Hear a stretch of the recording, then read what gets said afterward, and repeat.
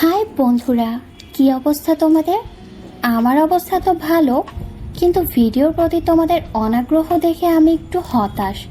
তো দয়া করে আমার ভিডিওগুলো বেশি বেশি দেখতে থাকো আর লাইক কমেন্ট শেয়ার করে আমায় ধন্য করো। আমি চন্দ্রিমা বড়ুয়া। আমি তোমাদের শোনাবো আমার স্টুডেন্টের সাথে ঘটে যাওয়া এক রোমান্টিক ঘটনা। এই কাহিনী আজ থেকে 2 বছর আগের ঘটনা। তো চলুন বন্ধুরা, শুরু করি আজকের গল্প। আমার স্টুডেন্টের নাম ধানুষ। ও এখন ভালো মাইনের একটা চাকরি করে। একদিন অফিসিয়াল কিছু কাপড় কেনার জন্য এক দোকানে আসলো। সেখানে 30-32 বছর বয়সে আমি বসেছিলাম। আমিও কিছু কেনাকাটার জন্য বাজারে গিয়েছিলাম। এবার আমাকে দেখে ওর মনে হলো ও এর আগে আমাকে কোথাও দেখেছে। তবে ওর ঠাহর করতে না পেরে আর চোখে কয়েকবার আমাকে দেখলো। আমিও ওর দিকে চাইলাম, তবে আমি কিছুটা চিনতে পারলাম। এভাবে দেখতে গিয়ে আমাদের বেশ কয়েকবার চোখাচোখি হলো। ও দোকান থেকে বের হওয়ার সময় ওকে স্পষ্ট দেখতে পেয়ে আমি ওকে বললাম যে এর আগে তোমাকে কোথায় যেন দেখেছি, কেমন যেন আমার চেনা চেনা লাগছে। ও আমাকে একই কথা বলল। আমি এবার ওকে নাম জিজ্ঞেস করলাম, ওর নাম বলল। ওর নাম শুনে হঠাৎ হেসে দিয়ে বললাম, ধানুষ তুমি এত বড় হয়ে গেছো? ও একটু ভ্যাবাচ্যাকা হয়ে বলল, কিন্তু ম্যাডাম আমি তো আপনাকে চিনতে পারছি না। আমি মুখে হাসির ভাব নিয়ে বললাম, আরে চিনবে কিভাবে, আজ থেকে প্রায় 8 বছর পর দেখা হলো।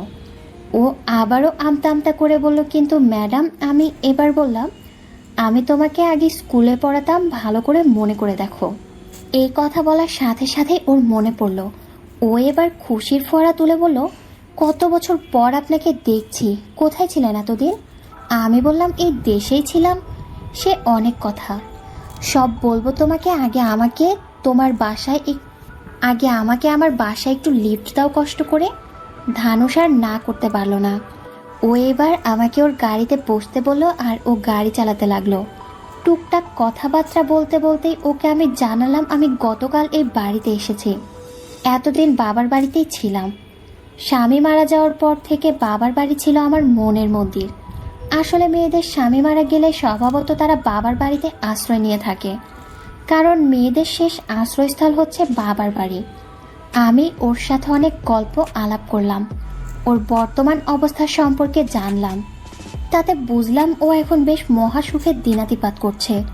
আসলে শিক্ষকের যে স্টুডেন্ট যখন ভালো অবস্থানে থাকে তখন শিক্ষকের মনে বেশ আনন্দ বয়ে যায়, যে আনন্দ দেখার মতো না। যাই হোক, অনেক খোশ গল্প করতে করতে আমার ঘরের সামনে প্রায় এসে পৌঁছলাম। আমি গাড়ি থেকে নেমে ওকে বললাম, এই ধানুষ তুমি ভিতরে এসে 1 কাপ চা খেয়ে যেতে। যেহেতু ম্যাডাম বলেছে তাই ও আর না করতে পারলো না। এবারও গাড়ি একপাশে রেখে বাড়ির ভেতরে ঢুকলো। ওকে ডাইনিং রুমে বসতে বললাম, ও বসে পড়লো। আমি সব কিছু গোছগাছ করার জন্য শোবার রুমে চলে গেলাম। ও জানতে চাইলো, আচ্ছা এতদিন পর আপনার এই বাড়িতে আসার উদ্দেশ্য কি? আমি ওকে বললাম, আসলে কিছুদিন এই বাড়িতে থাকবো, তারপর বাড়ি বিক্রি করে দিয়ে চলে যাব, আর এই সময় কোনো একটা স্কুলে চাকরি করব। কথা বলতে বলতে আমি আমাদের দুজনেরই জন্য চা বানাতে লাগলাম। তবে আমার বাড়িটা ছোট হলেও বেশ সুন্দর, ছিমছাম, সব কিছুই সাজানো গোছানো। দেখে বোঝা যায় আমরা স্বামী স্ত্রী দুজনেই অনেক শখ করে সব নিজের হাতে সাজিয়েছি। এক সময় চা তৈরি হয়ে গেলে আমি ওকে চা খেতে ডাকলাম। ও তখন ঘুরে ঘুরে পুরো বাড়ি দেখছিল। চা খেতে খেতে ও আমাকে বলল, যদি কখনো কিছুর দরকার হয় আপনি কোনো রকম সংকোচ ছাড়াই আমাকে জানাবেন। আমি ওর এমন দৈব বাণী শুনে বললাম, ঠিক আছে আমি জানাবো, কিন্তু কিভাবে? তুমি আমাকে তোমার মোবাইল নাম্বারটা দিয়ে যাও। এদিকে এমনিতেও আমার ঘরটা অনেক ময়লা হয়ে আছে, অনেক দিন ছিলাম না যেহেতু। আর আমি ভাবছি কোনো স্কুলে জয়েন করব, তাই স্কুলও খুঁজতে হবে। ও বলল, ঠিক আছে আমি আপনার ঘর সাফাই করে দেব। ও এই কথা বলল এই কারণে যে আমি ওর টিচার ছিলাম, তাই এটা ও করে দিতেই পারে, এতে মান সম্মানের হানি হবে না। ও এবার আমাকে বলল আমি আমার বাসায় গিয়ে কাপড় চেঞ্জ করে এসে শুরু করব সাফাইয়ের কাজ। এই বলে ও বের হতে ধরলো। আমি বললাম, থাক তোমায় লাগবে না। ও কিছুতেই আমার কথা শুনতে চাইল না। ও করবেই। জীবনে কিছু হেল্প করার সুযোগ পায়নি বলে ও এই কাজের অফার কিছুতেই ছাড়তে চাইল না। আমিও আর বেশি জেদ করলাম না। আমি বললাম ঠিক আছে, তুমি তাড়াতাড়ি এসো। ও বলে দ্রুত ঘর থেকে বেরিয়ে পড়লো এবং নিজের বাসার উদ্দেশ্যে রওনা দিল। ও বাসায় পৌঁছে তড়িঘড়ি করে কাপড় বদলিয়ে আমার বাসায় চলে আসলো। ঢুকে দেখলো আমি শুধুই ব্লাউজ আর পেটিকোট পরে ঘরের কাজ করছি। ও যে কখন থেকে আমায় এই অবস্থাতে দেখছে তা আমি সঠিক বলতে পারবো না, তবে বেশ কিছু সময় ধরে হয়তো দেখতেছিল। হঠাৎ আমি ওকে দরজায় দাঁড়িয়ে থাকতে দেখে বললাম, কি ব্যাপার, তুমি কখন আসলে? আর এত দ্রুত আসবে আমি ভাবতেও পারিনি।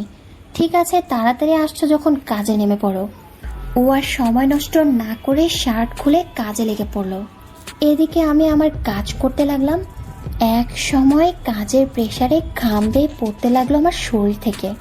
এমন ঘাম ভেজা শরীরও দেখতেই থাকলো। যৌবন যেন আছড়ে পড়ছিল আমার শরীরে। ও মনে মনে ভাবলো বেচারি বেশি দিন স্বামী সোহাগ পায়নি, ভালো করে পাওয়ার আগে মারা গেল। আমি এবার ওর চিন্তাযুক্ত তাকানোর দিকে খেয়াল করে বললাম, এই ধানুষ, কি দেখছো এমন করে? ও হন্তদন্ত হয়ে বলল, ও ও কিছু না ম্যাডাম, এমনিতেই আনমনে গেছিলাম একটু তাই। আমি বললাম, তুমি বললেই হলো কিছু না, কিছু তো অবশ্যই আছে। এই বলেই মুচকি হাসলাম। কিছুক্ষণ কাজ করার পর ও বলল, ম্যাডাম একটা কথা বলি। আমি ওকে ভ্রু উঁচিয়ে বললাম, হ্যাঁ বলো। ও আমার চোখে চোখ রেখে বলল, আপনি না দেখতে অনেক সুন্দর। ওর এমন প্রশংসাসূচক কথা শুনে আমি চুপ করে রইলাম আর কি কি যেন ভাবতে লাগলাম।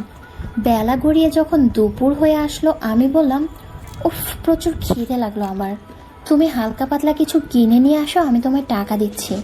ও বলল, আপনি কেন দিবেন? আমি আপনার ছাত্র, এখন চাকরি করছি, আমি আজ আপনাকে খাওয়াবো। এই বলে ধানুষ বেরিয়ে গেল এবং দুটো বিরিয়ানির প্যাকেট আর কিছু খাবার নিয়ে আসলো।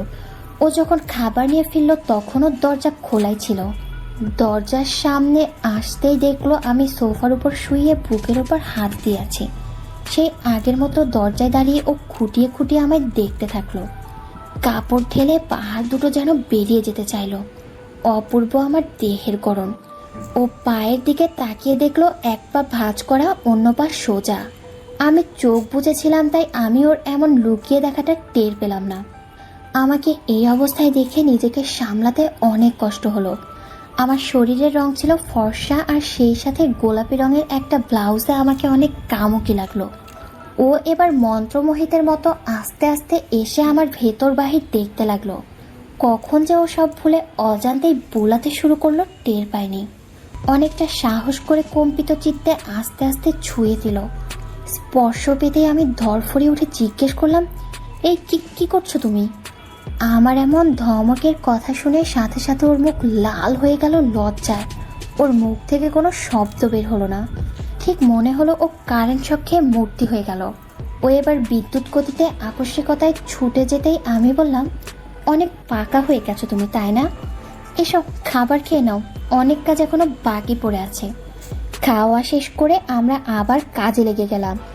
ও কাজের ফাঁকে ফাঁকে আর চোখে আমাকে দেখতে লাগলো আর কাজ করতে লাগলো। ওদিকে সময় নদীর স্রোতের মতো গড়িয়ে চলল। হঠাৎ ঘড়ির দিকে নজর পড়তেই দেখলাম তখন রাত প্রায় 9টা। এত সময় যে কিভাবে পার হয়ে গেল টেরই পেলাম না। আমি এটা খেয়াল করে ওকে বললাম, এই ধানুষ, 9টা বেজে গেল অথচ কাজ শেষ হলো না তো। এখন তো আমাকে একা একাই 10 বা 11টা পর্যন্ত কাজ করতে হবে। তুমি যদি থাকতে তাহলে অতি তাড়াতাড়ি শেষ হতো। আর কিছু কিছু ভারী কাজ আছে, আমি মেয়ে মানুষ হয়ে এগুলো করতে পারবো না। যদি পারো তো তুমি না হয় থাকো।